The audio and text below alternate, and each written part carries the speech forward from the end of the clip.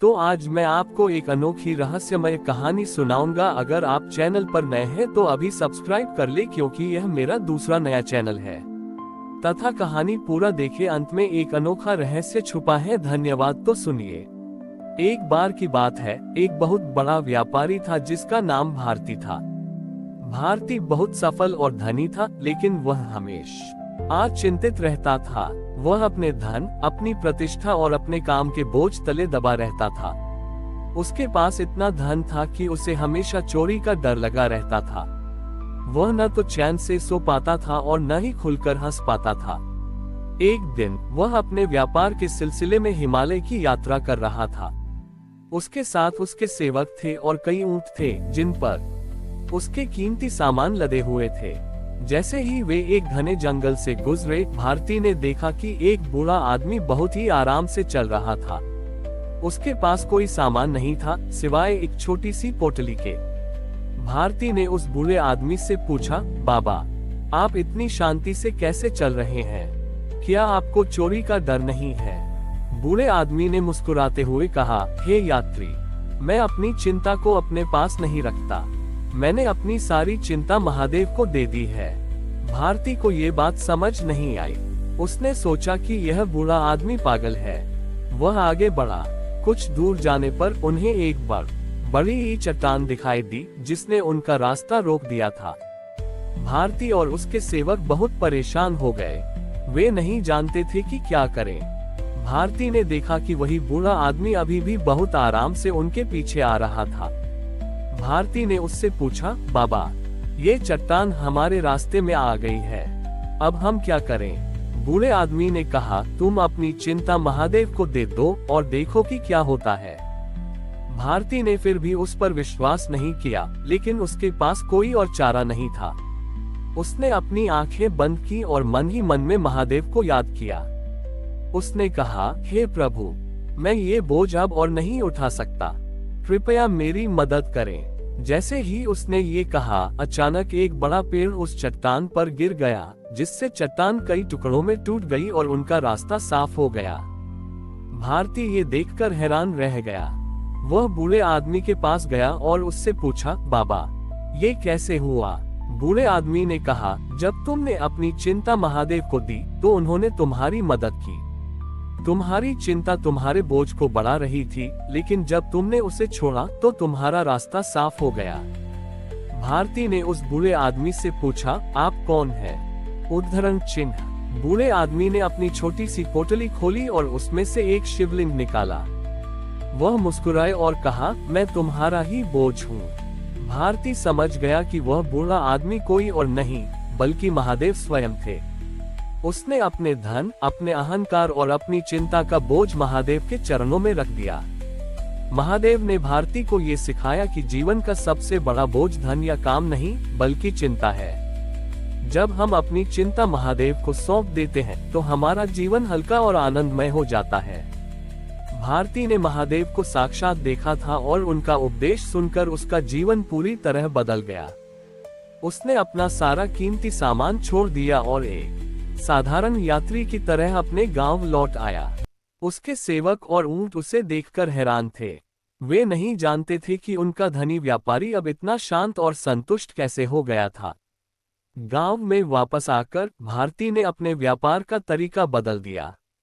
उसने अब सिर्फ लाभ के लिए काम नहीं किया, बल्कि वह लोगों की मदद करने लगा। उसने अपने दाम में रखे सामान को उन गरीबों में बांट दिया जो जरूरतमंद थे। उसने अब व्यापार सिर्फ अपने लिए नहीं बल्कि दूसरों के लिए किया।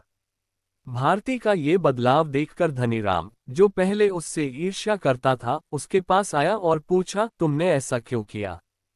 तुम अपना सारा धन क्यों गंवा रहे हो? भारती ने मुस्कुराते हुए कहा, हे मित्र, मैंने अपना धन गंवाया नहीं, बल्कि मैंने अपनी सबसे बड़ी संपत्ति पाई है, मन की शांति। मैंने अपना सबसे बड़ा बोझ छोड़ दिया है। धनीराम ने पूछा, ये कैसे हुआ? उद्धरण चिन्ह। भारती ने उसे पूरी कहानी सुनाई कि कैसे महादेव ने उसे चिंता से मुक्त किया। धनीराम ने भारती की बात पर विश्वास नहीं किया। उसने कहा, ये सब एक कहानी है, तुम दिवालिया हो गए हो। भारती ने धनीराम को एक चुनौती दी। उसने कहा, तुम अपनी सारी चिंताओं को एक पोटली में भर लो और मेरे साथ यात्रा पर चलो। धनी राम ने अपनी सारी चिंताओं को एक पोटली में भरा। पोटली बहुत भारी थी। उसने उसे कंधे पर रखा और भारती के साथ चला। वे एक जंगल से गुजरे जहां उन्हें बहुत डर लगा। धनी राम को डर था कि कोई उसका धन चुरा न ले और उससे अपनी पोटली के वजन से भी परेशानी हो रही थी। दूसरी ओर भारती बहुत आराम से चल रहा था। उसके पास कोई बोझ नहीं था और वह प्रकृति की सुंदरता का आनंद ले रहा था। जब वे एक नदी के किनारे पहुंचे तो धनी राम बहुत थक गया था। उसने अपनी पोटली नीचे रखी और बैठ गया। उसने कहा, मैं अब और नहीं चल सकता। भारती ने मुस्कुराते हुए कहा, तुम अपनी पोटली को क्यों नहीं फेंक देते? ये तुम्हारी चिंता है जो तुम्हें रोक रही है। धनी राम ने सोचा और उसने अपनी पोटली को नदी में फेंक दिया। जैसे ही उसने ये किया, उसे बहुत हल्का महसूस हुआ। उसे लगा जैसे उसने एक बहुत बड़ा बोझ अपने कंधे से उतार दिया हो। तभी महादेव एक साधारण नाव वाले के रूप में प्रकट हुए। उन्होंने धनी राम से कहा, तुमने अपनी चिंता को फेंक दिया और तुमने अपनी सबसे बड़ी दौलत को पा लिया। तुम्हारे पास जो धन था वह क्षणिक था, लेकिन तुम्हारे पास जो शांति है वह हमेशा रहेगी। धनी राम ने उस नाव वाले के सामने घुटने टेक दिए। उसने ये जान लिया कि असली व्यापार सिर्फ धन का नहीं, बल्कि चिंता को छोड़ने और शांति को अपनाने का है। धनी राम और भारती दोनों ने अब अपने जीवन में एक नया मार्ग चुना था। धनी राम ने अपना सारा व्यापार बदल दिया और वह अब सिर्फ वही सामान बेचता था जो लोगों के लिए सचमुच जरूरी था। उसने अपने गोदाम को एक आश्रय स्थल में बदल दिया जहां बेघर और जरूरतमंद लोग रह सकते थे। भारती अब सिर्फ एक व्यापारी नहीं, बल्कि चिंतामुक्त गुरु के नाम से प्रसिद्ध हो चुका था। लोग उससे मिलने और अपनी चिंताओं को दूर करने के लिए आते थे। भारती उन्हें उपदेश नहीं देता था, बल्कि उन्हें महान एवं के उस संदेश के बारे में बताता था कि कैसे अपनी चिंताओं को छोड़ दिया जाए। एक दिन राज्य का राजा बहुत परेशान होकर भारती के पास आया। राजा की नींद और चैन सब चला गया था। उसे अपनी प्रजा की चिंता, अपने राज्य की चिंता और अपने भविष्य की चिंता सता रही थी।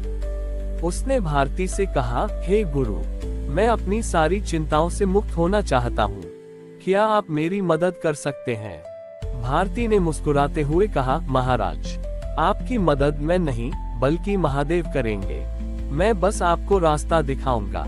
भारती ने राजा से कहा कि वह अपने सभी राजकोष, अपने मुकुट और अपनी सारी संपत्ति को एक पोटली में भर कर लाए। राजा ने भारत बड़ी ही की बात मानी और अपनी सारी संपत्ति एक पोटली में भर ली। पोटली बहुत भारी थी। भारती ने राजा से कहा, अब इस पोटली को लेकर हिमालय की ओर चलो। राजा और भारती पैदल चलने लगे। जैसे जैसे वे आगे बढ़ते गए, राजा को अपनी पोटली का बोझ महसूस होने लगा। वह थक गया था और उसे भूख और प्यास सताने लगी थी। जब वे हिमालय के पास पहुंचे तो राजा ने अपनी पोटली नीचे रखी और बैठ गया। वह बहुत थक गया था। उसने कहा, मैं अब और नहीं चल सकता। भारती ने मुस्कुराते हुए कहा, ये सिर्फ तुम्हारे राजकोष का बोझ नहीं है महाराज, ये तुम्हारी चिंता का बोझ है। तुम इसे अपने साथ लेकर चल रहे हो। राजा को अपनी गलती का एहसास हुआ। उसने अपनी पोटली वहीं छोड़ दी और उसने एक गहरी सांस ली। उसे ऐसा लगा जैसे वह पहली बार खुली हवा में सांस ले रहा हो। तभी महादेव एक साधारण चरवाहे के रूप में प्रकट हुए। उन्होंने राजा से पूछा, हे राजन, तुम इतने खुश क्यों दिख रहे हो? तुमने अपना सब कुछ खो दिया है। राजा ने कहा, नहीं, मैंने अपना सब कुछ पाया है, अपनी शांति। मैंने ये जान लिया है कि असली धन राजकोष में नहीं बल्कि मन की शांति में है। महादेव ने राजा को ये सिखाया कि सबसे बड़ा राजकोष प्रजा का विश्वास है। जब तक प्रजा खुश है तब तक राजा को किसी और चीज की चिंता करने की जरूरत नहीं है। हमारी और भी आध्यात्मिक एवं अनोखी कहानियां देखने के लिए हमारे चैनल पर जाएं तथा धार्मिक एवं पौराणिक अनोखी कहानियां हमारे चैनल पर है। कृपया जाके देखें तथा हमारे चैनल को सब्सक्राइब करके रखें और वीडियो लाइक जरूर करें। धन्यवाद।